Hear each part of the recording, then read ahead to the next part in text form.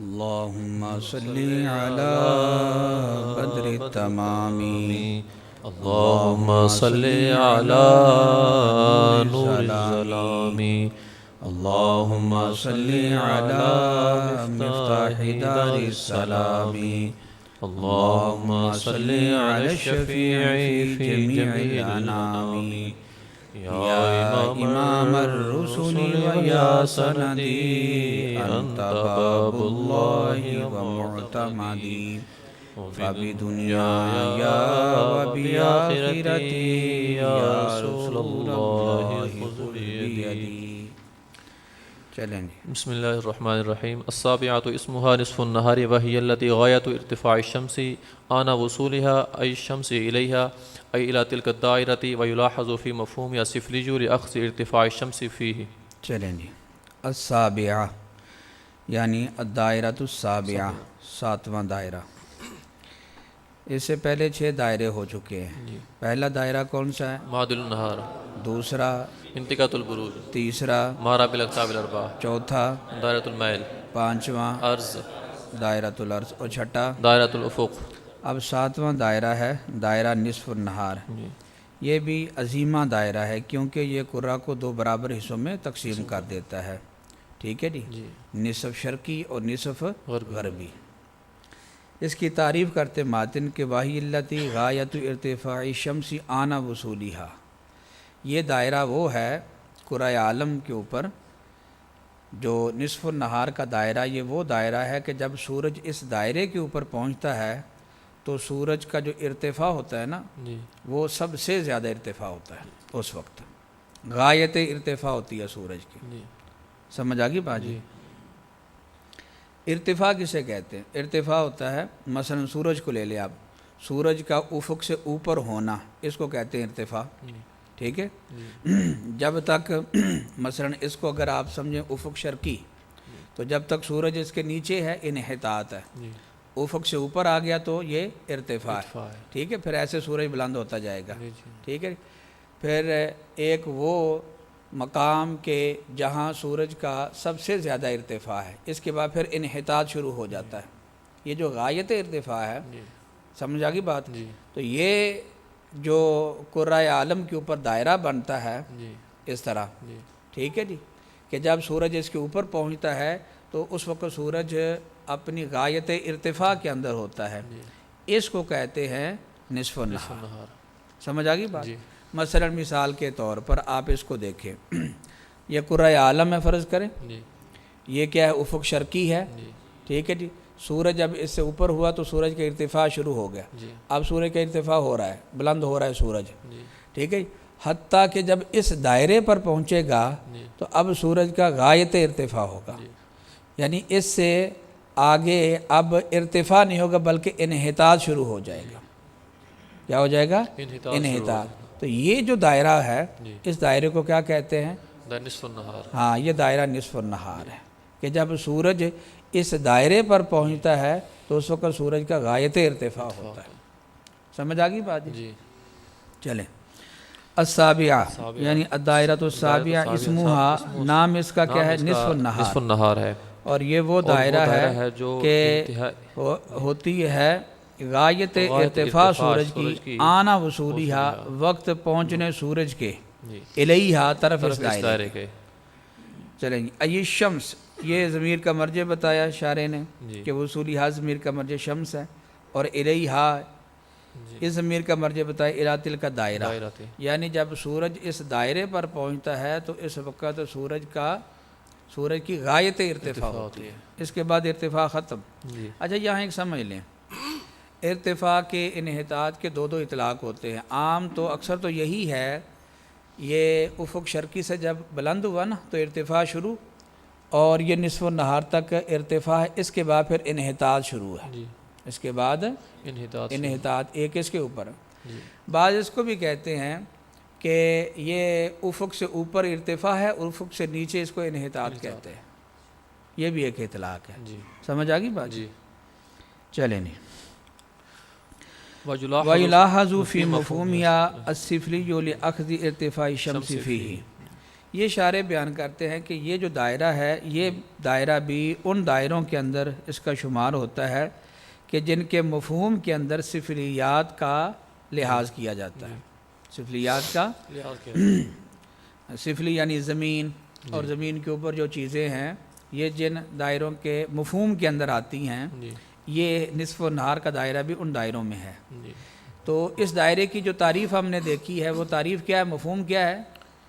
یہ دائرہ وہ ہے کہ جب سورج اس دائرے پر پہنچتا ہے تو اس وقت سورج غایت ارتفاع میں ہوتا ہے. سورج غایت ارتفاع میں ہوتا ہے. اب ارتفاع کس کو کہتے ہیں؟ ارتفاع سورج کا ارتفاع ہوتا ہے افق سے اوپر ہونا. افق سے اوپر ہونا, ہاں افق سے اوپر ہونا. سمجھ آ گئی بات جی. اور افق یہ کہاں ہے؟ یہ جس طرح کرۂ عالم کے وسط میں ہے اسی طرح زمین کے بھی کیا ہے؟ وسط میں ہے. تو اس طرح ارض زمین اس کا کیا ہو گیا؟ لحاظ ہو گیا اس کے اندر. چلیں جی. وَيُلَاحَظُ اور لحاظ کیا جاتا ہے اس کے مفہوم کے اندر سفلی کا. ہاں یہ اگرچہ براہ راست یعنی زمین کا لحاظ نہیں ہے, بالواسطہ ہے. بالواسطہ کیسے ہے؟ کیونکہ ارتفاع ہے نا, ارتفاع یہ ہے افق کے اعتبار سے, اور افق یہ زمین کے گرد دائرہ ہے. یعنی افق واقع واسطے سے سفلی یعنی زمین کا لحاظ ہے. لیاخذی ارتفاع شمس فیہ, یہ دلیل ہے کہ اس کے اندر سفلی کا لحاظ ہے اس لیے کہ ارتفاع شمس ماخوذ ہے فیہ اس کے مفہوم کے اندر. چلیں جی. کتب فی الحاشیۃ لا یخفی صدقہ علی نصف نہار ارض 90 فإنہا ہناک ہی المارۃ بالاقطاب الاربعۃ فہذا من احسن التعریفات کما لا یخفی. چلیں جی. اب یہاں ماتن کا ایک منی ہے, شارح اس کو نقل کرتے ہیں. ماتن نے اپنے منہیہ کے اندر یہاں یہ جو تعریف ہے اس تعریف کی خوبی بیان کی ہے کہ یہ جو تعریف ہے یہ باقی جو تعریفیں کی جاتی ہیں دائرہ نصف النہار کی ان سے یہ اچھی تعریف ہے. ان سے یہ اچھی تعریف کیوں؟ اس لیے کہ یہ جو تعریف ہے بغیر کسی اضافے کے عرض 90 کے نصف النہار کے اوپر بھی سچی آتی ہے. سمجھ آ گئی بات؟ بغیر کسی اضافے کے, بغیر کسی قید کے اور مزید قید لگانے کے عرض 90 کے نصف النہار کے اوپر بھی یہ تعریف سچی آتی ہے. برخلاف جو اور تعریفات ہے وہ عرض 90 کے نصف النہار پر تب تک سچی نہیں آتی جب تک ہم ان کے اندر قید کا اضافہ نہیں کرتے. سمجھ آ گئی بات جی؟ تو اس لیے یہ تعریف کیا ہوئی؟ یہ زیادہ اچھی ہے, زیادہ بہتر ہے. اب سمجھے کس طرح. یہ ہے عرض 90, ٹھیک ہے. اب عرض 90 کے نصف النہار کے اوپر بھی یہ تعریف سچی ہے. عرض 90 کا نصف النہار بنے گا مارا بالاقطاب الاربع. مارا بالاقطاب الاربع, یہ والا مارا بالاقطاب الاربع. اب سمجھیے کس طرح. یہ تعریف کیا ہے کہ جب سورج اس دائرے پر پہنچتا ہے تو وہ غایت ارتفاع میں ہوتا ہے. جب اب یہاں جو حرکت ہے سورج کی اس طرح حرکت ہے, ٹھیک ہے جی. جب یہ اس پر آئے گا سورج مارا بالاقطاب الاربع پر تو اس وقت سورج کیا ہوگا؟ غایت ارتفاع میں ہوگا. غایت ارتفاع میں ہوگا. سمجھ آ گئی بات جی؟ تو غایت ارتفاع میں ہوگا, اس لیے یہ تعریف اس پر بھی سچی آتی ہے. برخلاف جو بعض لوگوں نے تعریف کی ہے کہ جو دائرہ نصف النہار وہ دائرہ عظیمہ ہے جو عالم کے کتبوں سے اور سمت الراس اور سمت القدم سے گزرتا ہے. سمت الراس اور اچھا, اب یہ جو ہے یہ عالم کے کتب یعنی کہ معدل کے کتبوں سے گزرتا ہے اور کیا سمت الراس اور سمت القدم سے گزرتا ہے. اب یہ جو تعریف ہے یہ تعریف عرض 90 کے نصف النہار پر تب سچی آئے گی جب اس کے اندر ہم قید کا اضافہ کریں گے. وہ قید کا اضافہ کیا کہ طلوع اور غروب کے درمیان جو زمانہ ہے اس کا منتصف, اس کا نصف تب ہو کہ جب سورج اس دائرے کے اوپر پہنچے. یہ قید لگائیں گے تو نصف النہار پر یہ تعریف سچی آئے گی, وگرنہ یہ تعریف سچی, وگرنہ وہ متعدد نصف النہار بن جاتے ہیں. سمجھ آ گئی بات جی؟ تو اس لیے یہ جو تعریف ہے یہ تعریف زیادہ اچھی ہے کہ ہمیں کہ اور قید لگانے کی ضرورت نہیں ہے.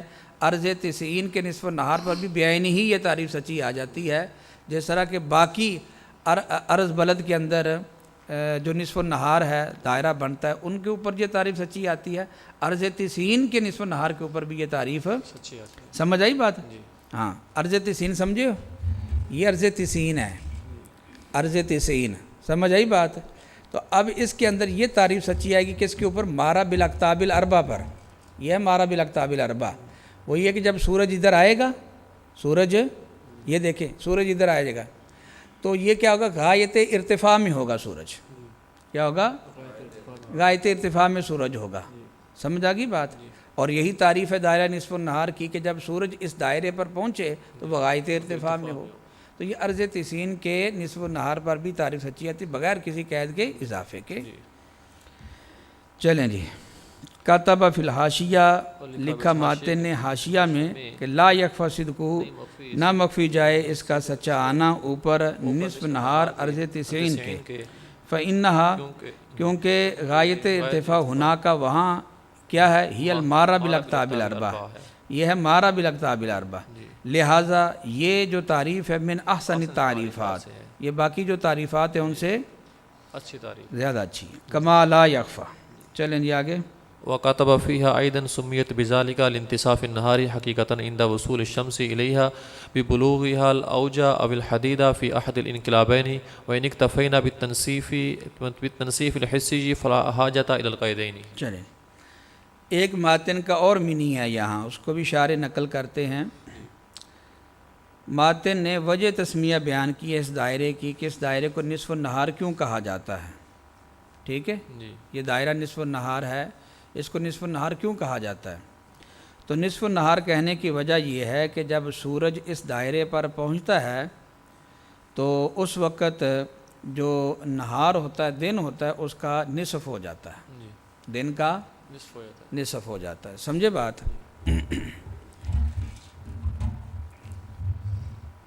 جب سورج اس دائرے پر پہنچے گا تو دن کا کیا ہو جائے گا؟ یہ جو قوس ہے نا، یہ قوس نہاری ہے، ٹھیک ہے جی؟ تو اس کا یہاں نصف ہو رہا ہے، تو اس وجہ سے اس کو نصف النہار کہا جاتا ہے کہ یہ جب سورج اس پر پہنچتا ہے تو دن کا نصف ہو جاتا ہے۔ اب نصف النہار کی دو صورتیں، ایک نصف النہار حقیقی اور دوسرا نصف النہار حصی۔ نصف النہار حقیقی ہونے کے لیے دو شرطیں ہیں۔ نصف النہار یعنی سورج اس دائرے پر پہنچے اور حقیقتاً نہار کا نصف ہو، اس کے لیے دو شرطیں ہیں۔ کتنی؟ دو شرطیں۔ پہلی شرط یہ ہے کہ سورج اوج یا حدید میں ہو، اور اس وقت جب اوج یا حدید میں ہو تو یعنی جب اوج میں پہنچے یا حدید میں پہنچے تو اس وقت وہ انقلابین میں سے کسی ایک کے اندر ہو، یا انقلاب سیفی کے اندر ہو یا انقلاب شتوی کے اندر۔ یہ دو شرطیں جب پائی جائیں کہ سورج اوج میں پہنچے، ٹھیک ہے جی، اور انقلاب سیفی میں ہو یا انقلاب شتوی میں، یا حدید میں پہنچے اور انقلاب سیفی کے اندر یا انقلاب شتوی میں ہو، یہ دو شرطیں پائی جائیں تو اس وقت جب سورج اس دائرے پر پہنچے گا تو حقیقتاً دن کا نصف ہو جائے گا۔ سمجھ آئی بات؟ اور اگر ہم نہار نصف حصی کی بات کریں، حقیقی نہ لیں حصی، تو حصی کے لیے ان شرطوں کی ضرورت نہیں ہے، ٹھیک ہے جی؟ جب سورج اس دائرے پر پہنچتا ہے تو حصاً کیا ہوتا ہے؟ دن کا نصف ہو جاتا ہے، اگرچہ یہ شرطیں نہ بھی پائی جائیں، اگرچہ یعنی حصاً ہمیں محسوس اس طرح ہوتا ہے کہ دن کیا ہو گیا ہے، نصف ہو گیا۔ دوسرے لفظوں میں جب سورج آپ کے سر کے اوپر آتا ہے تو حصاً ایسا ہے کہ دن جو ہو گیا وہ نصف ہو گیا ہے۔ لیکن اگر حقیقی نصف النہار کی بات کریں تو پھر اس کے لیے دو شرطیں ہیں، جب دو شرطیں پائی جائیں گی تو پھر حقیقتاً دن برابر ہوگا۔ وہ دو شرطیں کون سی ہیں؟ سورج اوج میں پہنچے انقلاب سیفی یا شتوی میں، اور یا حدید میں پہنچے انقلاب سیفی یا شتوی کے اندر۔ چلیں جی، کتب فیہا ایدن، لکھا ماتن نے بھی، وکتب، اور لکھا ماتن نے فیہا حاشیہ کے اندر ایدن بھی، ایدن جہاں تعدد ہوتا ہے یعنی جس طرح پیچھے اسی طرح یہ بھی، سمیت نام رکھا گیا اس دائرہ کا بذالک اس کے ساتھ یعنی نصف النہار کے ساتھ، بوجہ منتصف ہونے نصف ہونے دن کے حقیقتاً، وقت پہنچنے سورج کے الیہ اس دائرے تک، سمجھ آئی بات جی؟ جی لیکن ببلوغیہا ساتھ پہنچنے اس کے سورج کے اوج کو یا حدید کو پہنچنا بیچ انقلابین میں سے کسی ایک کے اندر۔ وَإِنِ اكْتَفَيْنَا، اور اگر ہم اکتفا کریں تنصیف حصی پر تو فلا حاجتا، تو کوئی ضرورت نہیں ہے طرف دو قیدوں کی طرف۔ چلیں جی آگے۔ وتكون دائرة نصف النهار واسطة بين النصف الشرقي والغربي من الفلك في غير أرض 90 مارة بإقطاب الأولى والسادسة قاطعة لها أي للسادسة التي هي الأفق بنصفين لكونهما عظيمتين في كرة واحدة على نقطتي الجنوب والشمال، والخط المستقيم الواصل بينهما أي نقطتين اسمه خط الزوال لزوال الشمس بعد بلوغها إليه عن غاية ارتفاعها، وخط نصف النهار وأيضا لانتصاف النهار عند وصولها إليه۔ چلیں جی، یہ دائرہ نصف النہار کی تعریف آ گئی۔ اب یہاں سے بیان کرتے ہیں کہ یہ جو دائرہ نصف النہار ہے یہ نصف شرقی اور نصف غربی میں واسطہ ہے۔ جی نصف شرقی نصف یہ بنا کہاں ہے؟ فلک الافلاک کے اوپر ہے نا؟ جی تو فلک الافلاک کے شرقی غربی میں، اور فلک الافلاک کے اندر جتنے قرے ہیں ان سب کے نصف شرقی اور نصف غربی میں یہ کیا ہے؟ واسطہ ہے۔ حتیٰ کہ سب سے نیچے زمین ہے نا، جی تو زمین کی بھی یہ تنصیف کر دے گا دائرہ۔ جی زمین دو حصوں میں منقسم ہو جائے گی، ایک حصہ بن جائے گا نصف اس کا شرقی اور نصف بن جائے گا اس کا غربی۔ سمجھ آئی بات جی؟ لیکن فی غیر ارضی 90، یہ شرقی اور غربی میں تقسیم کرے گا کہاں؟ ارض 90 کے علاوہ میں، ارض 90 کے اندر نہیں، ارض 90 کے اندر نہیں، کیونکہ وہاں شرق غرب نہیں ہے جی وہاں، شرق کیونکہ شرق غرب کیسے ہوتے ہیں؟ طلوع اور غروب سے، وہاں طلوع غروب نہیں ہے۔ طلوع غروب کیوں نہیں ہے؟ اس لیے کہ طلوع غروب ہوتے ہیں فلک الافلاک کی حرکت سے، جی تو وہاں فلک الافلاک کی حرکت نہیں ہے، ٹھیک ہے؟ وہ اس طرح فلک الافلاک وہ منطبق ہوتا ہے معادل افق کے اوپر، وہ منطبق رہتا ہے، ٹھیک ہے جی؟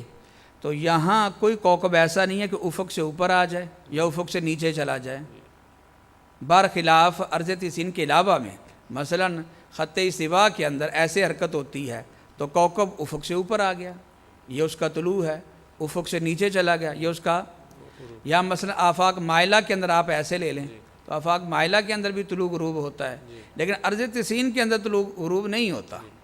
جب طلوع غروب نہیں ہے تو وہاں شرق غرب نہیں ہے، اس لیے ارض 90 کے اندر یہ جو دائرہ نصف النہار ہے یہ نصف شرقی اور نصف غربی میں واسطہ نہیں بنے گا، نصف شرقی اور نصف غربی میں واسطہ نہیں بنے گا، ایک بات۔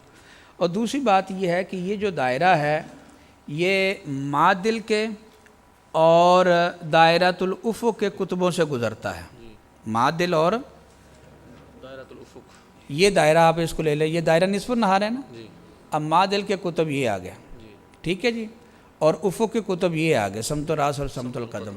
اب یہ دائرہ معدل کے کتبوں سے اور افق کے کتبوں سے گزرتا ہے، سمجھ آ گئی بات جی؟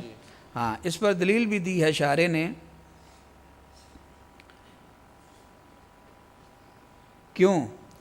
اس لیے کہ یہ دو عظیمہ دائرے ہیں جو ایک قرہ کے اوپر ہیں، اور ایک قرہ کے اوپر دو عظیمہ دائرے ہوں تو اگر ایک قرہ ایک دائرہ دوسرے قرے کے کتبوں سے گزرے تو دوسرا بھی پہلے کے کتبوں سے گزرے گا۔ اب یہ جو معدل ہے، معدل یہ گزرتا ہے کہاں سے؟ نصف النہار کے کتبوں سے۔ کس سے؟ نصف النہار بھی تو نصف النہار کے کتب آگے آ جائیں گے، کیا ہے؟ نقطہ مشرق و نقطہ مغرب ہیں، تو جب معدل گزرتا ہے نصف النہار کے کتبوں سے تو پھر نصف النہار گزرے گا معدل کے کتبوں سے۔ اسی طریقے سے آپ دائرۃ الافق کے اندر سمجھ سکتے ہیں، ٹھیک ہے جی؟ جو دائرۃ الافق ہے یہ گزرتا ہے کس سے؟ نصف النہار کے کتبوں سے، یعنی نقطہ مشرق و نقطہ مغرب سے، تو پھر جو دائرہ نصف النہار ہوگا وہ گزرے گا دائرۃ الافق کے کتبوں سے۔ سمجھ آ گئی بات جی؟ چلیں جی،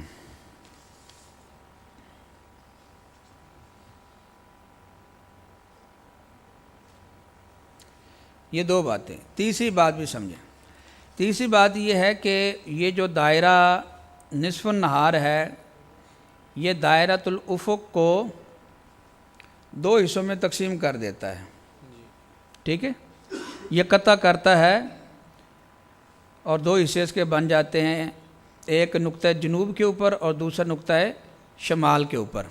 یہ دائرہ نصف النہار ہے، ٹھیک ہے جی، یہ دائرہ کیا ہے دائرہ، تو یہ دائرہ نصف النہار دائرۃ الافق کو قطع کر رہا ہے، یہ نقطہ شمال پر اور نقطہ جنوب کے اوپر۔ سمجھ آئی بات؟ چلیں نہیں، اب سمجھیں کہ نقطہ شمال اور نقطہ جنوب کو جو خط ملاتا ہے، نقطہ شمال کو جو خط مستقیم ان دو نقطوں کو ملاتا ہے اس کا نام کیا ہے؟ خط الزوال۔ خط زوال، خط زوال کیوں کہا جاتا ہے؟ اس لیے کہ جب سورج پہنچتا ہے تو وہ غایت ارتفاع سے زائل ہو جاتا ہے، غایت ارتفاع سے زائل ہو جاتا ہے، زوال ہو جاتا ہے، اس وجہ سے اس کو کہا جاتا ہے کیا؟ خط الزوال۔ خط الزوال اس کو کہا جاتا ہے۔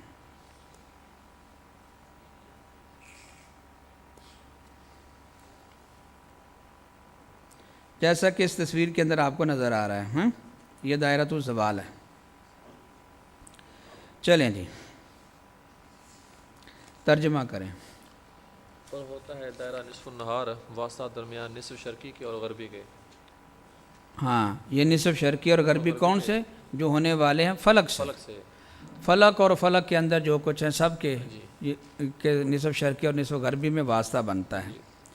آگے فی غیر ارض تسعین، ارض تسعین کے غیر کے اندر، ارض تسعین میں واسطہ نہیں بنے گا۔ اور دوسری بات کیا کہ یہ گزرتا ہے اولا کے کتبوں سے اور سادسہ کے کتبوں سے، ٹھیک ہے، قاطعتاً لہا، درحالہ کے قطع کرنے والا ہے۔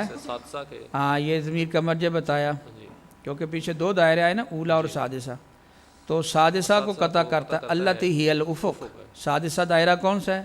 افق، قطع بنصفین، دو نصف کے ساتھ، لکونہما، یہ دلیل ہے پہلے دعوے کی کہ یہ اولا اور سادسہ کے کتبوں سے گزرتا ہے، لکونہما بوجہ ہونے ان دو دائروں کے، یعنی معدل اور دائرۃ الافق کے، یہ کیا ہے؟ عظیمہ ہیں، بیچ قرہ واحدہ کے، تو ایک قرہ کے اندر ہیں، تو جب نصف النہار جب وہ ان کے کتبوں سے گزرتے ہیں تو پھر یہ ان کے کتبوں سے گزرتا ہے، کیونکہ یہ ہے کہ ایک قرہ کے اوپر، ایک قرہ کی سطح کے اوپر دو عظیمہ دائرے ہوں، ایک دائرہ دوسرے دائرے کے قطبین سے گزرے تو دوسرا پہلے کے قطبین سے گزرے گا۔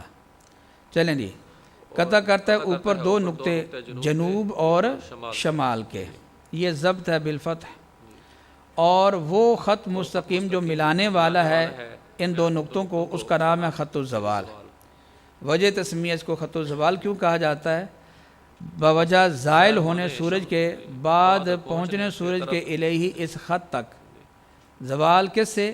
اپنے غایت ارتفاع سے۔ اب زوال زائل ہو جاتا ہے اس کا غایت ارتفاع، پہلے غایت ارتفاع ہو گیا نا، اب اس کے بعد کیا؟ غایت ارتفاع زائل ہو گیا ہے، انحطاط شروع ہو گیا ہے، تو اس وجہ سے اس کو خط الزوال کہا جاتا ہے۔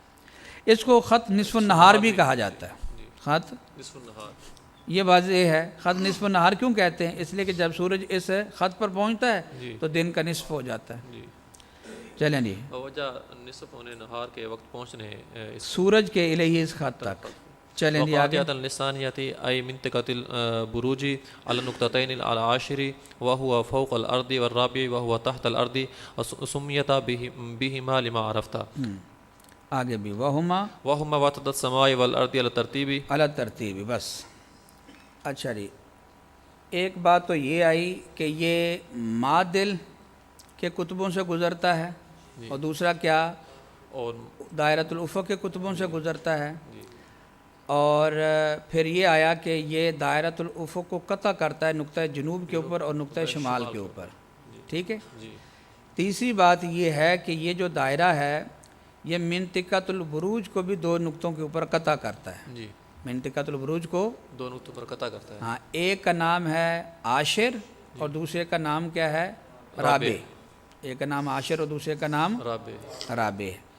یہ دیکھیں، یہ ہو گیا دائرہ نصف النہار۔ اچھا اب ذرا دیکھیے گا، آپ کو نظر آ رہا ہے؟ دیکھو 1 2 3 اور یہ 4، یہ منطقۃ البروج ہے، یہ دائرہ نصف النہار ہے، ٹھیک ہے جی۔ تو اس نے قطع کیا یہاں، ٹھیک ہو گیا۔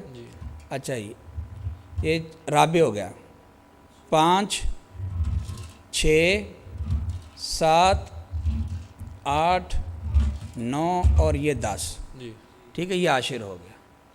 سمجھ آ گئی بات جی؟ یہ تصویر کے اندر بھی آپ اس کو دیکھ لیں، یہ بیوت ہیں، یہ جو رابع اور عاشر ہیں یہ کیا ہیں؟ بیوت ہیں۔ اچھا جی، یہ اس طرف یہ مشرق ہو گیا، ٹھیک ہے جی، یہ مغرب اور یہ جنوب اور یہ شمال، سمجھ رہے ہو؟ یہ تالے ہو گیا، یہ پہلا بیت۔ اب یہاں سے بھی آپ دیکھ لیں، 1 2 3 اور یہ 4، ٹھیک ہے، 4 اور 5 6 7 8 9 اور یہ 10۔ تو یہ ہے کہ یہ جو دائرہ نصف النہار ہے یہ منطقۃ البروج کو 2 نقطوں کے اوپر قطع کرتا ہے، ایک کا نام عاشر، ایک کو عاشر کہا جاتا ہے، دوسرے کو رابع کہا جاتا ہے۔ عاشر یعنی بیت عاشر کا مبدا جو بنتا ہے، اور رابع یعنی بیت رابع کا جو مبدا بنتا ہے، جس طرح کے پیچھے بیان ہوا تھا۔ یہ یا نسبت کا صیغہ ہے یا کیا ہے کہ ذی مبدا کی صفت مبدا کو دی گئی ہے، ٹھیک ہے، سمجھ آئی بات جی؟ اچھا جی، اب یہ سمجھیں کہ ان میں سے جو عاشر ہے اس کو کہا جاتا ہے وطید السما، عاشر کو وطید السما، اور جو رابع ہے اس کو کہا جاتا ہے وطید الارض۔ یہ دیکھیں یہ ہے عاشر، اس کا نام ہے کیا؟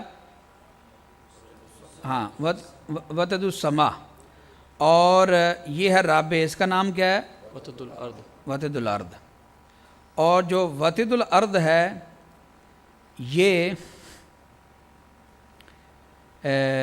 بلکہ جو وطید السما ہے یہ ہوتا ہے زمین کے اوپر ہوتا ہے، اور جو وطید الارض ہوتا ہے وہ یہ آپ ادھر سے ذرا واضح اس کو دیکھ لیں گے، سمجھ جائیں گے۔ اچھا جی، عاشر کہاں ہوتا ہے؟ زمین کے اوپر، زمین کے اوپر، وہ یہ ہے عاشر، ٹھیک ہوگا، یہ زمین کے اوپر ہے۔ اور جو رابع ہے وہ کہاں ہے؟ زمین کے نیچے، وہ یہ رابع ہے، یہ والا، یہ زمین کے نیچے۔ سمجھ آ گئی بات؟ اس طرح ایسے۔ اب اس سے آپ اللہ تبارک البروج آئیں تو یہ 1 2 3 اور یہ 4، چوتھے بیت کا یہ مبدا بنا، تو یہ زمین کے نیچے۔ اسی طرح آپ شمار کرتے جب جائیں گے تو وہ عاشر کا مبدا بنے گا، وہ زمین کے اوپر اور یہ زمین کے نیچے۔ چلیں جی ترجمہ کر لیں، سمجھ آ گیا جی؟ وقاطعتاً، اور یہ قطع کرنے والا ہے ثانیہ کو، یعنی منطقۃ البروج کو اوپر 2 نقطوں کے، عاشر اور یہ زمین کے اوپر ہے، یہ سمجھ آ گیا زمین کے اوپر، اور رابع اور یہ زمین کے نیچے ہے۔ وَسُمِّيَتَا بِهِمَا، اور نام رکھا گیا ان 2 نقطوں کا ساتھ ان کے، یعنی کہ عاشر اور رابع کے، لما عرفتہ، اس وجہ سے جو آپ پیچھے جان چکے ہیں، یعنی کہ یہ ذی مبدا کی صفت مبدا کو دی گئی ہے۔ چلیں جی، وہما، اور یہ 2 کیا ہے؟ وطید السما والارض ہیں، الگ ترتیب۔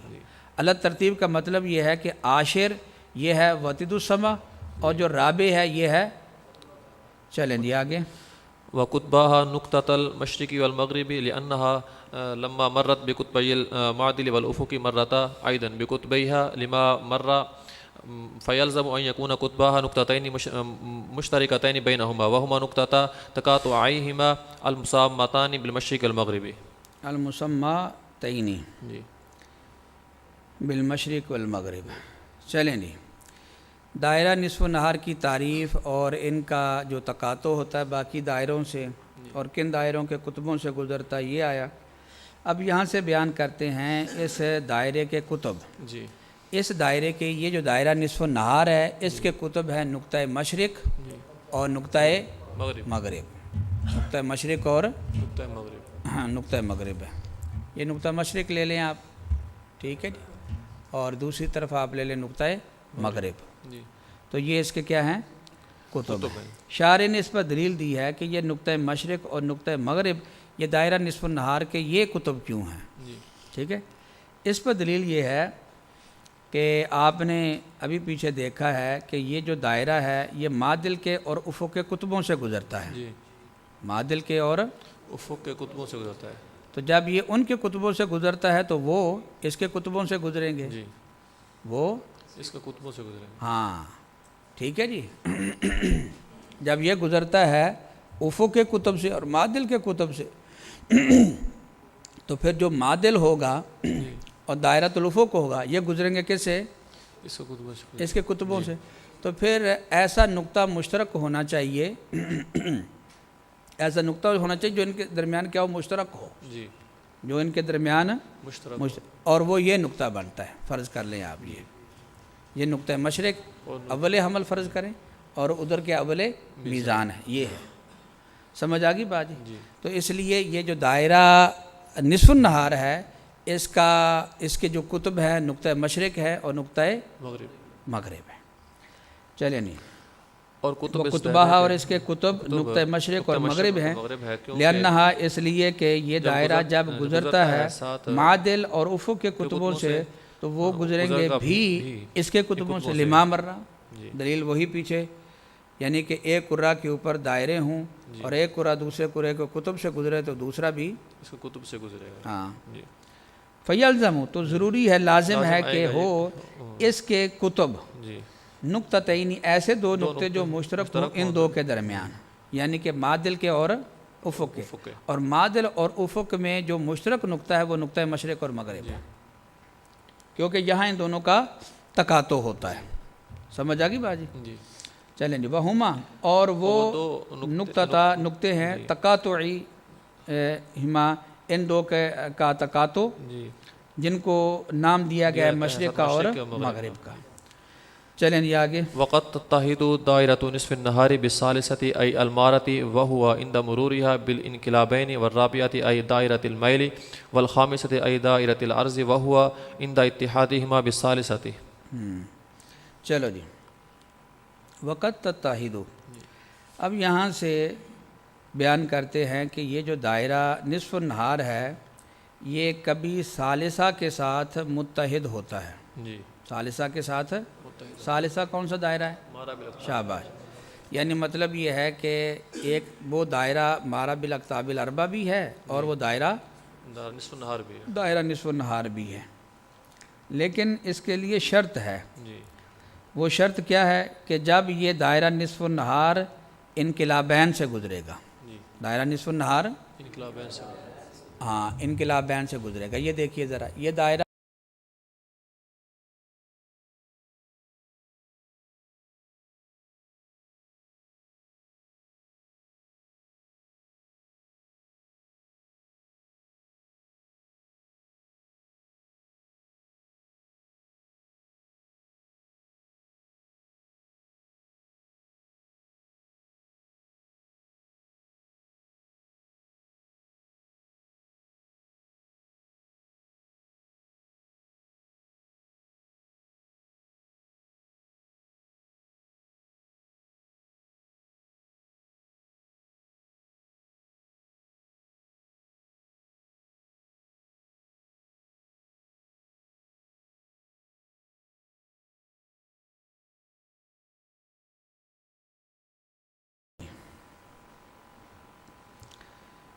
تو مصنف نے کیا بیان کیا کہ یہ جو دائرہ ہے یہ مارا بالاقطاب الاربعہ کے ساتھ متحد ہوتا ہے، اور اس اتحاد کے لیے شرط کیا ہے کہ جب یہ انقلابین سے گزرے گا، جب یہ انقلابین سے، اب یہ جو دائرہ ہے نا، یہ دائرہ یہ والا آپ لے لیں، یہ نصف النہار بھی ہے، مارا بالاقطاب الاربعہ بھی ہے، کب؟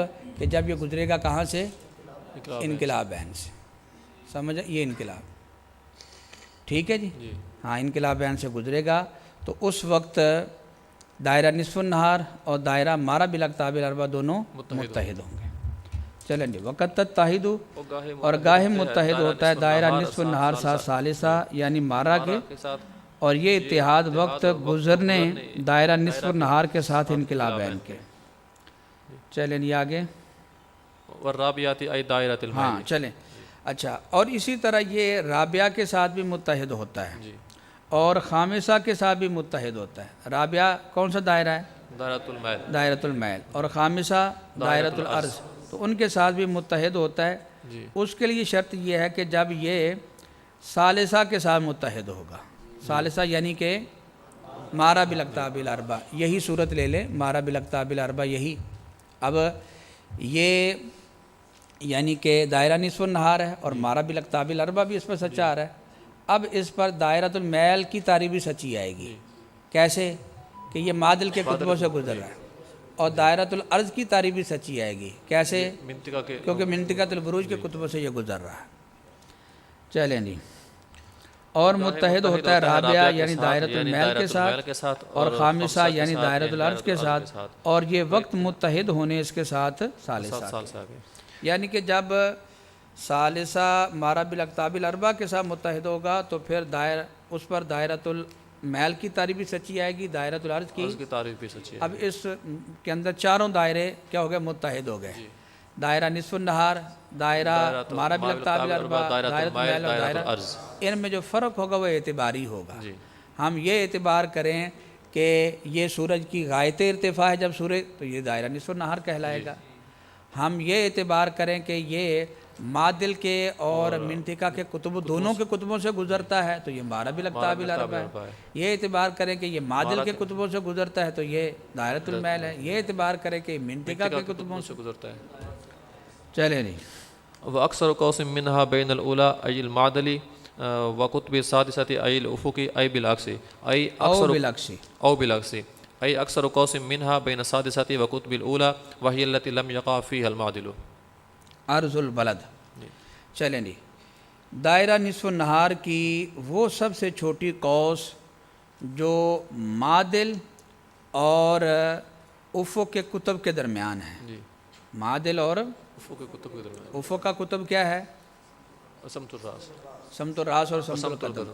تو معدل کی دائرہ نصف النہار کی وہ قوس جو معدل اور سمت الراس یا سمت القدم کے درمیان ہے، ٹھیک ہے جی، اس کو کہا جاتا ہے عرض البلد، عرض کوکب کا عرض البلد۔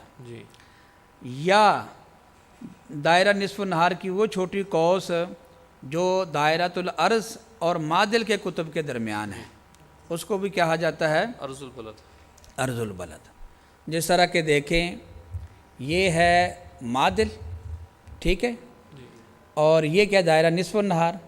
اب دائرہ نصف النہار کی وہ قوس جو معدل کے درمیان اور ہاں سمت الراس کے درمیان ہے۔ سمجھ آ گئی بات؟ مثلا یہ لے لیں، آپ فرض کر لیں، اچھا ہم یہاں اب اس کی یہ قوس، یہ معدل اور یہ سمت الراس ہے یہاں، ٹھیک ہے جی، تو اب یہ جو قوس بنے گی یہ کیا کہلائے گی؟ عرض البلد، عرض البلد۔ کس کا؟ کوکب کا۔ یہ کوکب کا عرض البلد ہوگا، یعنی معدل سے وہ جنوب کی طرف اس کی دوری، ٹھیک ہے۔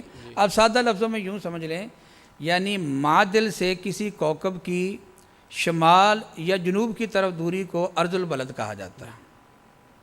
معدل سے شمال یا جنوب کی طرف، ہاں شمال یا جنوب کی طرف، جنوب کی طرف، اس کو سمجھ آگی بات جی۔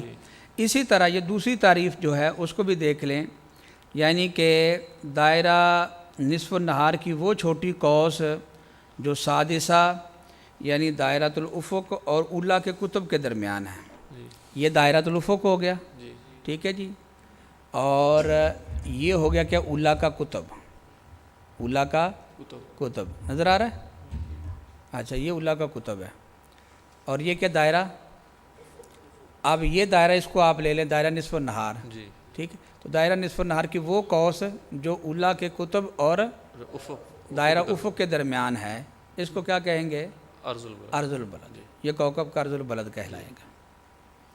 لیکن اس کے لیے ایک شرط ہے کہ معدل اس کے اندر واقع نہ ہو، معدل واقع نہ یہ ذرا سمجھ لیجیے گا، معدل۔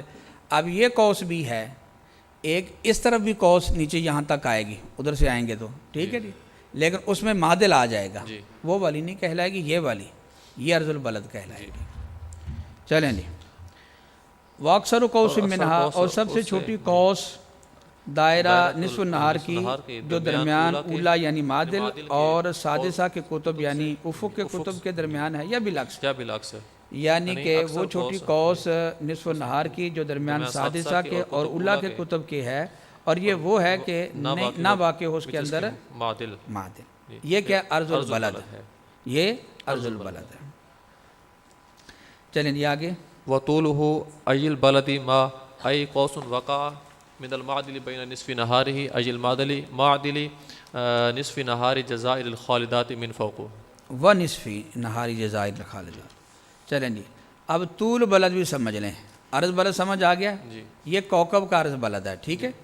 ابھی ہم یہ زمین کے حساب سے دیکھیں گے عرض بلد اور طول بلد بھی۔ جی، طول بلد کہتے ہیں کہ دائرہ نصف النہار کی وہ قوس جو کسی بلد کے نصف النہار اور جزائر خالدات کے نصف النہار میں واقع ہے، جزائر خالدات کے نصف النہار نہار کے درمیان واقع ہے۔ جزائر خالدات یہ مغرب کی جانب جزیروں کا ایک مجموعہ ہے جن کو جزائر خالدات، یہ کسی زمانے میں آباد تھا، یعنی وہاں لوگ رہتے تھے، لیکن اب وہ پانی کے اندر آ چکا ہے، ٹھیک ہے جی۔ تو پہلے زمانے میں وہ اس نقطے سے طول بلد کا اعتبار کیا جاتا تھا جزائر خالدات سے۔ اب جزائر خالدات کے یعنی وہاں ایک نصف النہار بنے گا، ٹھیک ہے، اور ایک بلد کا نصف النہار، ایسے سمجھ رہے بات۔ مثلا مثال کے طور پر آپ یہ لے لیں، یہ جزائر خالدات کا نصف النہار ہے، ٹھیک ہے جی، ایک ادھر بلد ہے، یہ اس کا یہ نصف النہار ہے۔ تو اب جزائر خالدات کے نصف النہار اور اس بلد کے نصف النہار کے درمیان یہ جو قوس ہے، یہ قوس، اس قوس کو کیا کہتے ہیں؟ یہ طول بلد کہلاتی ہے۔ سمجھ آ گئی؟ یہ قوس معدل کی قوس ہے، نصف النہار کی نہیں، معدل کی قوس، اس کو کیا کہیں گے؟ طول بلد کہیں گے۔ سمجھ آ گئی بات؟ اب اس کو نا ہم زمین کے حساب سے، خط استوا کے حساب سے دیکھتے کہ طول بلد اور عرض بلد کیا ہے۔ یہ دیکھیے ذرا، یہ آپ کو نظر آ رہا ہے؟ نظر آئے؟ اچھا، یہ جو آپ کو دائرہ نظر آ رہا ہے، یہ بالکل یہ ہے خط استوا، خط استوا۔ تو عرض بلد کہتے ہیں کہ خط استوا سے کسی بلد کی شمالاً یا جنوباً دوری کو، یہ شمال آپ لے لیں اس طرف، یہ شمال، ٹھیک ہے، یہ شمال، اور یہ کیا جنوب ہے۔ تو اب یہ خط استوا سے کسی بلد کی شمالاً دوری، مثلا یہاں یہ دوری، یہ کیا کہلائے گی؟ عرض بلد کہلائے گی۔ اور اسی طرح یہ دوری، یہ کیا ہے؟ یہ عرض بلد ہے، یہ مزید زائد ہو گیا، یہ بڑھ رہا ہے۔ اسی طرح یہ جنوباً دوری، وہاں یہ کیا ہے؟ عرض بلد ہے۔ اچھا، اور طول بلد کیا ہے؟ کہ جزائر خالدات سے کسی بلد کی شرقاً یا غرباً دوری، جزائر خالدات سے کسی بلد کی شرقاً یا غرباً، مثلا مثال کے طور پر فرض کریں کہ یہ ہے جزائر خالدات، فرض کریں یہ، اب اس کا یہ بنے گا نصف النہار، ٹھیک ہے جی۔ اب اس سے یہ مشرق ہے اور یہ مغرب ہے، ٹھیک ہوگی بات۔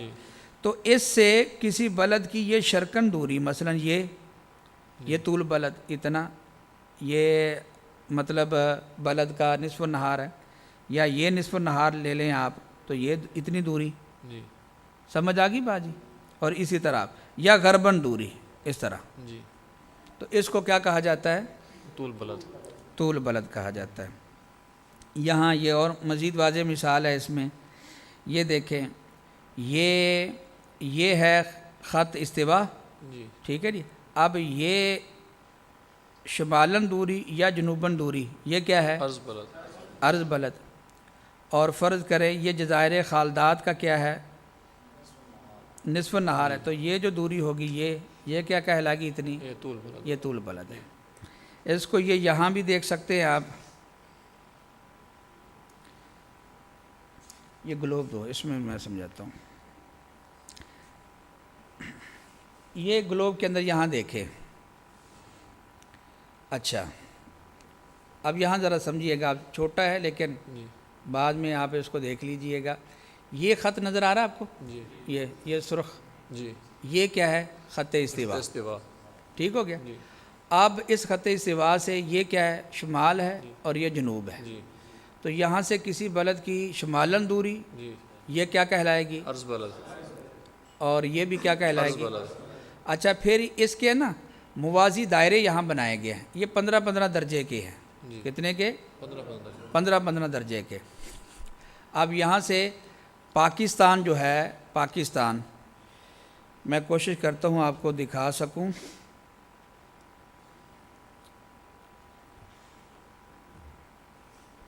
اچھا یہ نظر آ رہا ہے؟ یہ نظر آیا آپ کو ادھر؟ اچھا یہ جو لائن ہے سرخ، یہ کیا ہے؟ خط استوا ہے. اچھا یہ نہیں، یہ والا یہ خط استوا ہے. جی ٹھیک ہے جی. اب یہاں سے یہاں تک 15 درجے، اور پھر یہاں سے یہاں کیا ہو گیا؟ 15 درجے. جی اچھا یہ آپ کو پاکستان نظر آ رہا ہے؟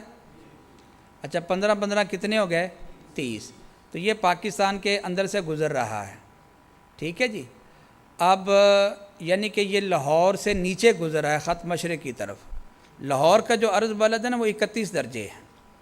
کتنا؟ 31 درجے. 31 درجے. آپ اس کو بعد میں دیکھ بھی لیجیے گا گلوب سے اچھی طرح. ٹھیک ہے. اچھا یہ عرض بلد سمجھ آ گیا. اب طول بلد سمجھیں ذرا. طول بلد یہاں جو اس وقت حساب کیا جاتا ہے طول بلد کا، وہ جزائر خالدات کو نہیں مبدا مانا جاتا بلکہ گرینچ. جی یہ لندن کے قریب جگہ ہے، علاقہ ہے اس کو. ٹھیک ہے جی.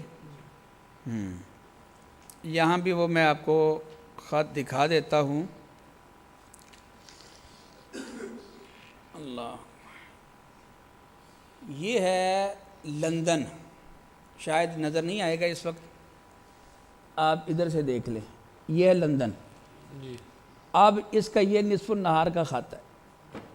ٹھیک ہے جی. اب اس سے کسی بلد کی یہ شرقن دوری یا غربن دوری جی یہ کہلائے گی طول بلد. طول بلد. سمجھ آ گئی بات جی؟ تو آسان ہے. عرض بلد خط استوا سے کسی بلد کی شمالن دوری یا جنوباً دوری. جنوباً دوری. ہمارے تھے نا ایک وزیر جنہوں نے یہ شور مچایا تھا یہ رؤیت ہلال کے حوالے سے، تو ان سے پوچھا گیا، وہ سائنسدان بنتے تھے، کہ طول بلد عرض بلد کسے کہتے ہیں؟ وہ بیچارہ لاجواب ہو گیا تھا. تو چلو یہ خط استوا سے کسی بلد کی شمالن یا جنوباً دوری یہ کہلاتی ہے عرض بلد. اور آپ لے لیں گرینچ. جی گرینچ اس مقام سے کسی بلد کی شرقن یا غربن دوری یہ کہلاتی ہے طول بلد. طول بلد. چلو جی ترجمہ کر لیں. وطولہ، اور طول اس کا یعنی بلد کا ما ای قوس، وہ قوس ہے جو واقع ہے، جو ہونے والی ہے کس سے؟ مادل سے. یہ مادل کی قوس ہے. واقع ہے درمیان نصف نہار اس بلد کے اور درمیان نصف نہار جزائر خالدات کے، من فوق اوپر سے. کیا؟ اوپر سے. اچھا نیچے سے بھی بنتی ہے. مثلا یہ ہم نے لیا نا نصف نہار جزائر خالدات کا، ادھر یہ بلد ہے. اب ایک ایسے بھی بنے گی قوس، وہ قوس طول بلد نہیں کہلائے گی بلکہ اوپر سے یہ جو بنے گی، سمجھ رہے بات؟ یہ کہلائے گی طول بلد. چلیں جی آگے. وهي جزائر واقعة في البحر الغربي المسمى ببحر أوقيانوسا بقرب الخط الاستوائي كانت معمورة والآن مغمورة في الماء وتسمى جزائر سوداء وهي مبدأ للعمارة عند الجمهور في جانب الغربي اعتبروها مبدأ ليكون بعد البلاد عنها في جهة طوال البروج واعتبر حكماء الهند مبدأ لعمارة في جانب الشرق من موضع يسمى گنگدی ليكون بعدها عنه في جهة الحركة الأولى التي هي أظهر الحركات أو لأن هذا الموضع أقرب منهم. چلیں جی، اب متن کے اندر ہے جزائر خالدات، تو شارح اس کی وضاحت کرتے ہیں کہ یہ جزائر خالدات یہ 6 جزائر کا مجموعہ ہے جو کہ بحر غربی یعنی مغرب غربی سمندر کے اندر یہ واقع ہیں،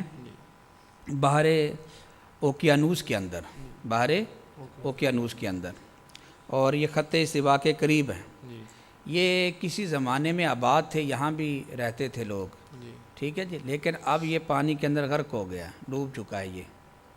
جس طرح کہ ہماری بعض کتابوں کے اندر بھی آتا ہے نا، کہتے ہیں کہ وہاں عورتیں ہیں وہ اتنی خوبصورت ہیں کہ جب پانی پیتی ہیں تو نظر آتا ہے ان کے گلے سے نیچے اترتا ہوا بھی، ایسے بیان کرتے ہیں کتابوں کے اندر۔ وہاں ایک اعتراض ہوتا ہے، عبدالغفور کے اندر اعتراض ہے اور پھر جواب ہے، وہ اصل میں مونس حقیقی کی تعریف سے اعتراض ہے، تو وہاں بھی ان جزائر خالدات کا ذکر ہے۔ یہ جزائر خالدات کس طرف ہیں؟ یہ مغرب کی طرف، یہ روس کے اندر ہے۔ ابھی یہ چند سال پہلے یہ ایک خبر آئی تھی کہ روس کے اندر ان علاقوں کے اندر کوئی یعنی کہ جگہ دریافت ہوئی ہے جو پہلے کبھی آباد تھی، لیکن اب وہ برف کی لپیٹ کے اندر تو جب برف ہٹائے گی تو اس سے نیچے وہ آثار ملے ہیں، شاید یہ یہی جزائر خالدات ہوں، ٹھیک ہے، واللہ عالم۔ تو اس طرح کی ابھی چند سال پہلے یہ خبر سنی گئی تھی۔ ان کو جزائر سعدہ بھی کہا جاتا ہے۔ اچھا، اب وجہ سمجھیں کہ جزائر خالدات کا کیوں اعتبار کیا گیا طول بلد کے لیے؟ وہ اس وجہ سے کیونکہ مغرب کی جانب سے آبادی کا جو مبدا ہے وہ یہی جزائر خالدات ہیں، اس سے آگے آبادی نہیں ہے، ٹھیک ہے جی۔ اب یہ ہے کہ اس کا کیوں، مشرق کی جانب بھی تو ہے مبدا، تو وہاں سے اعتبار کر لیتے، تو اس طرف کا کیوں کیا؟ اس کی وجہ یہ ہے کہ جمہور جزائر خالدات کا اعتبار اس لیے کرتے ہیں تاکہ جو بلاد کا بعد ہے وہ اعلیٰ طوال البروج ہو جائے، اعلیٰ طوال البروج کے مغرب سے مشرق کی طرف، تو اس لیے انہوں نے جزائر خالدات کا اعتبار کیا۔ ایک تو وہاں سے آبادی کا آغاز ہے، ٹھیک ہے جی۔ تو اب سوال ہے کہ مشرق کی جانب بھی تو ہے نا ایک مقام گنگدش، وہاں سے بھی آبادی کا ہوتا ہے، آغاز ہوتا ہے، تو اس کی بجائے اس کا کیوں اعتبار کیا گیا؟ تو اس لیے تاکہ بلاد کا جو بعد ہے جزائر خالدہ سے وہ اعلیٰ طوال البروج ہو جائے، سمجھ آ گئی بات؟ اس لیے اس کو اعتبار کیا گیا۔ باقی رہ گئے جو حکمہ ہند ہیں، حکمہ ہند وہ جزائر خالدات کا اعتبار نہیں کرتے، بلکہ وہ گنگ دش، یہ مشرق کے اندر مقام ہے، اس کا اعتبار کرتے ہیں، ٹھیک ہے جی۔ اور یہ کیوں؟ اس لیے کہ یہ ان کے قریب ہے، یہ ان کے ایک تو یہ ہے کہ وہاں آبادی کا آغاز ہے مشرق کی جانب سے، اور دوسرا یہ ہے کہ یہ ہندوستان کے قریب ہے، اس وجہ سے حکمہ ہند نے اس کا اعتبار کیا ہے، سمجھ آئی بات جی؟ یا دوسری بات یہ ہے کہ یہ حرکت اولا کی جہت ہے، یعنی فلک الافلاک وہ مشرق سے مغرب کی طرف حرکت کرتا ہے۔ یہ ذرا مجھے دینا، آپ اس کو ذرا سمجھیں۔ اچھا جی،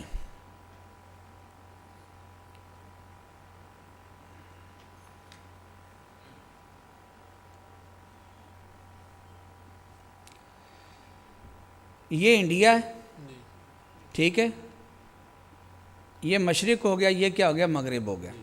اب یہاں دیکھیں، یہاں سے مشرق کی جانب آبادی کا آغاز ہوتا ہے، سمجھ آئی بات جی؟ اور اگر ہم مغرب کی بات کریں تو یہ روس ہے، رشیا ادھر نظر آ رہا ہے آپ کو؟ چلے یہ دیکھ لیں، یہ رشیا ہے، روس ہے، اور یہاں سے آبادی کا آغاز ہوتا ہے. سمجھ آیا؟ نظر آ رہا ہے؟ اچھا جی. اب چونکہ عمارت کا مبدا مغرب کی جانب یہ ہے تو انہوں نے جزائر خالدات کا اعتبار کیا، اور جزائر خالدات کا اعتبار اس لیے تاکہ جو بلاد کا بود ہے یہاں سے اعلیٰ توالی البروج ہو سکے. اور جو حکمہ ہند ہیں انہوں نے گنگ دش اس مقام کا اعتبار اس لیے کیا کہ ایک تو یہ کہ فلک الافلاک کی حرکت مشرق سے مغرب کی طرف ہوتی ہے، مشرق سے مغرب کی. دوسری بات یہ ہے کہ یہ مقام ان کے قریب ہے، یہ مقام بجائے جزائر خالدات کے وہ بہت بعید ہے، تو اس وجہ سے انہوں نے اس کا اعتبار کیا. سمجھ آئی بات؟ تو کئیوں نے جزائر خالدات کا اعتبار کیا، کئیوں نے گنگدج کا اعتبار کیا. اب اعتبار کیا جاتا ہے کہ اس کا گرینچ، تو جس کی لاٹھی اس کی بھینس. ٹھیک ہے جی. جب یونانیوں کے پاس تھا تو یہ مغرب کی جانب ہیں، انہوں نے جزائر خالدات کا اعتبار کر لیا. پھر جب حکمہ ہند یہاں جو حکمت اور علم نے ترقی حاصل کی یہ عروج میں تھے، ان کی طوطی بولتی تھی، تو انہوں نے یہ گنگدج کا اعتبار کر لیا. اب اس وقت یہ گرینچ جو کہ برطانیہ کا ایک علاقہ ہے، جگہ ہے لندن کے قریب، تو اس کا اعتبار کرتے ہیں. ٹھیک ہے جی. اچھا یہ ساری چیزیں ہم مکہ شریف کے اعتبار سے بھی کر سکتے ہیں. مکہ شریف کو ہم بنائیں اور وہاں کے اعتبار سے طول بلد ہم بنا لیں، تو یہ ہو سکتا ہے. ہمارے کئی علماء نے اس کے اوپر کام بھی کیا ہے. چلیں جی ترجمہ کریں. اور وہ جزائر خالدات واقع ہیں بحر غربی میں جن کو بحر اوقیانوس کہا جاتا ہے. بحر یہ روس کے اوپر جو ہے نا، روس کے اوپر ابھی جو آپ نے دیکھے یہ جو سمندر، اس کو بحر اوقیانوس کہا جاتا ہے. اچھا یہ جغرافیہ کا علم بہت بہترین ہے، بہت مفید علم ہے. اب ہمارے دور میں تو ہر چیز ہی ختم ہو رہی ہے نا. فلسفہ کی ضرورت نہیں، نکال دو. منطق کی ضرورت نہیں، اس کو نکال دو. ٹھیک ہے جی. فقہ کی ضرورت نہیں ہے، نہیں نا ضرورت، اسی لیے تو کتابیں نکال دی گئی ہیں. کون سی کتاب ہے جو مکمل ہے؟ اصول فقہ ہے وہ مکمل نہیں ہے، کوئی کتاب بھی مکمل نہیں ہے. ٹھیک ہے جی. ایک برائے نام ایک چل رہا ہے. جبکہ اس کے برعکس ہم یہ دوسری جو ادارے ہیں عصری علوم والے، ان کا نصاب دیکھتے، ان کا نصاب پھیل رہا ہے. ان کا نصاب اور ہمارا نصاب ابھی پتہ چلا قطبی بھی نکال دی ہے. ٹھیک ہے جی. کئیوں نے جامی نکال دی ہے. ٹھیک ہے جی. کئیوں نے اور چیزیں نکال دی. یہ نکالنا رکھنا یہ کیا ہے؟ اصل میں بات یہ ہے، یہ نصاب جو ضرورت کو پورا کرے وہ ضروری ہے، جو ضرورت کو پورا کرے. ٹھیک ہے جی. اب یہ ہے کہ کون سی کتاب رکھنی ہے کون سی نہیں، وہ علماء اس کے بارے میں انہوں نے فیصلہ کیا ہے. ہاں اس دور کے اعتبار سے آپ دیکھنا چاہتے تو نظر ثانی کر سکتے ہیں، لیکن اس کا یہ مطلب نہیں ہے کہ آپ نصاب کا ایسا حشر کر دیں کہ ایک علم بالاستیاب اس کو پڑھایا ہی نہ جائے. مثلا آپ دیکھیں عام مدارس کے اندر اگر ہم اصول فقہ تو ضرورت ہے نا، چلو منطق تو ضرورت نہیں ہے، اس کے تو اوراق کے ساتھ استنجا جائز ہے. ٹھیک ہے. اصول فقہ تو ضرورت ہے نا. تو اصول فقہ کی کون سی کتاب ہے جو مکمل پڑھائی جاتی ہے؟ اصول شاشی ہے ابتدائی کتاب، اور ہے بھی انتہائی مشکل، وہ بھی مکمل نہیں. نور انوار کہاں مکمل ہوگی؟ حسامی وہ تو شروع باب القیاس سے کرتے ہیں، اور پھر توضیح تلویح تھوڑا سا پڑھا، نصاب ختم. تو مجھے بتائیں اصول فقہ کی ساری جو مباحث ہیں ان کا احاطہ ہوا؟ جب نہیں ہوا احاطہ، ٹھیک ہے، کسی ایک کتاب کے اندر بھی نہیں ہوا، تو پھر کیسے ان مباحث کو حل کیا جا سکتا ہے؟ اب یہ کہ بعد میں مطالعہ کر لیں گے، کون مطالعہ کرے گا؟ جو کہنے والے ہیں کیا انہوں نے مطالعہ کیا؟ ایسا نہیں ہوتا. نصاب ایسا ہونا چاہیے کہ ایک دفعہ کم از کم ایک کتاب کے اندر اس کی ساری مباحث کا احاطہ ہو جائے، کم از کم ایک کتاب کے اندر. ٹھیک ہے جی. پھر یہ جو نصاب ہوتا ہے یہ تدریجاً نصاب ہمارے علماء نے رکھا ہے، یعنی چھوٹی کتاب پھر اس سے بڑی، پھر اس سے بڑی، اس سے ادا، اسی طریقے سے. اور یہی طریقہ ہے. آج کل آپ دیکھ لیں جو اسکولوں کا نصاب ہے، جو چھوٹی کلاسوں کے بچے ہیں ان کی جو میتھ کی کتاب ہے وہ سادہ میتھ ہوگی، ریاضی ہوگی، پھر اس سے اگلی کتاب کے اندر تھوڑی سی مشکل آ جائے گی، پیچیدہ، اس سے اگلی، حتیٰ کہ 10 سال میٹرک تک یہ میتھ چلے گی، پھر اس کے بعد بھی جو میتھ کے اندر ہے وہ ان کی چلے گی، تو کم 10 سال میتھ چلی ہے، ٹھیک ہے جی۔ اور ہماری ایک فن کی کتاب اگر 2 سال بھی چل جائے تو یہ مسئلہ بن رہا ہے۔ تو نصاب میں وقت کی ضرورت، اس میں یہ کہتا ہوں کہ نصاب ایسا ہونا چاہیے جو دین کی ضرورت کو بھی پورا کرے اور دنیا کی ضرورت کو بھی پورا کرے۔ باقی رہ گیا بالاستیاب، تو بالاستیاب سب کے لیے نصاب نہیں ہے، یہ ان کے لیے ہے جو جس فن کے اندر جانا چاہتا ہے وہ بالاستیاب پڑھے۔ سمجھ آ گئی بات جی؟ چلیں جی، تو یہ نصاب سے خارج کر دیا گیا، ہمارے نصاب کے اندر نہیں ہے جغرافیہ۔ اب اس کی ضرورت پڑتی ہے خاص طور پر حدیث پاک کے اندر جہاں بلاد کا ذکر آتا ہے، سیرت کے اندر اس کا ملتا ہے، قرآن پاک کی تفسیر کے اندر، تو وہاں ان کی ضرورت پیش آتی ہے۔ بقرب الخط الاستواء، جو واقع ہے قریب خط استوا کے، کانت معمورہ، یہ جزائر معمور تھے پہلے اور اب یہ مغمور ہیں، ڈوب چکے ہیں پانی کے اندر، اور ان کو جزائر سعداء بھی کہا جاتا ہے، اور یہ مبدا ہے عمارت کا، ٹھیک ہے، آبادی کا یہ مبدا ہے مغرب کی جانب، جمہور کے نزدیک فی جانب الغرب، غرب کی جانب، اعتبروہا، جمہور نے اعتبار کیا ہے ان کا، ہاں مبدا کے طور پر اعتبار کیا، کس لیے؟ تاکہ ہو جائے بلاد کا بعد عنہا، ان جزائر سے بھی جہت توالی البروج کے، اور اعتبار کیا حکمہ ہند نے مبدا کے طور پر اعتبار کیا، عمارت کا مبدا کا اعتبار کیا، فی جانبی شرق کی جانب میں، من موضعن، ایک ایسے مقام سے کہ جس کو گنگ دج کہا جاتا ہے، لیکونا، تاکہ ہو جائے بعد بلاد کا اس سے بھی جہت حرکت اولا کے، اللہ تی، وہ حرکت کے جو اظہر الحرکات ہے، سب سے جو حرکتوں میں سے ظاہر، کیونکہ یہ سب سے تیز حرکت ہے فلک الافلاک کی، اولینا، یا اس وجہ سے کہ یہ مقام اقرب منہم، ان کے زیادہ قریب ہے۔ چلیں جی بس کریں۔